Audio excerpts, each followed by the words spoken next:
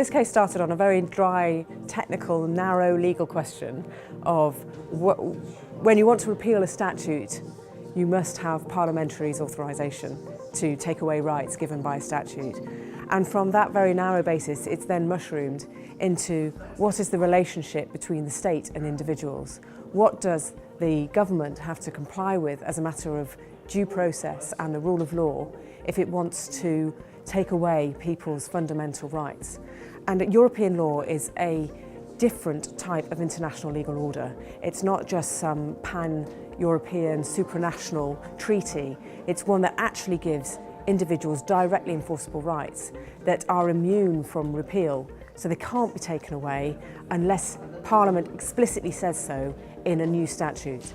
And the Supreme Court today has ruled not just that where rights are affected, or the scope of those rights or the contents of those rights are affected, it's where there is a change to domestic law, where the source of law is changed. That cannot be done by ministers alone.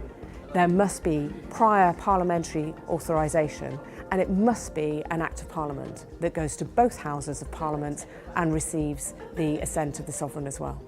Well, the Great Repeal Bill it has two purposes. One is to repeal the European Communities Act and remove European law as part of the law of the United Kingdom. But its second, and I think much more important function, is to put into United Kingdom law all those aspects of European law which are needed for a modern legal system, and where until recently we have relied on European law.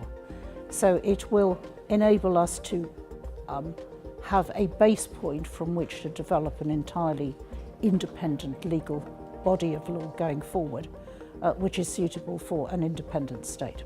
The fact that the law will be very similar to EU law initially, and probably for quite a long time, will ease the transition, given that most of the businesses concerned will also be trading in the EU and need to comply with EU standards.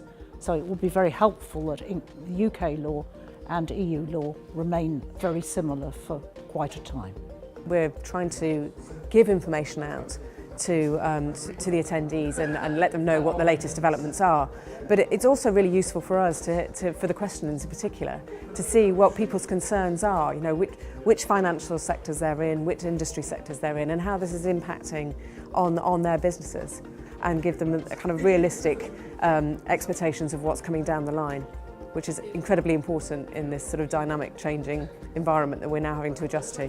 Fundamentally, the government may have lost the decision today on the Article 50 triggering, but they will end up winning the war on this. They've got legal certainty, some clarity, the devolved issue has been sorted for them, and crucially we expect the House of Commons and the House of Lords to end up voting for the triggering of Article 50 and within the timetable the Prime Minister has set out. So I'm sure she'll be delighted with that.